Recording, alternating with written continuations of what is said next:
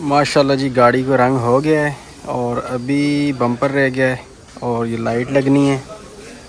उसके बाद जी क्या रहता है, दरवाज़ों के हैंडल भी लग गए हैं, पीछे वाला बम्पर रह गया है और बम्पर के अंदर लगेंगे सेंसर। बम्पर के सेंसर भी बाकी हैं और ये देखें ये लग गया जी डॉज। सो बैक वाली लाइट बाकी हैं। रंग माशाल्लाह बहुत ही ज़बरदस्त निकला है, भाइयों ने बहुत ही मेहनत की है। और ये चीज़ भी इसकी फ़िक्स नहीं थी, ये भी इन्होंने फ़िक्स कर दी है।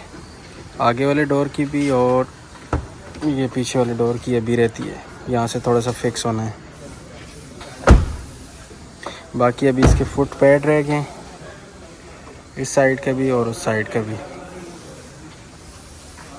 तो काम माशाल्लाह काफ़ी हो चुका है। अभी इंशाल्लाह उम्मीद है कि 2-3 दिन में हमारी गाड़ी ये तैयार हो जाएगी।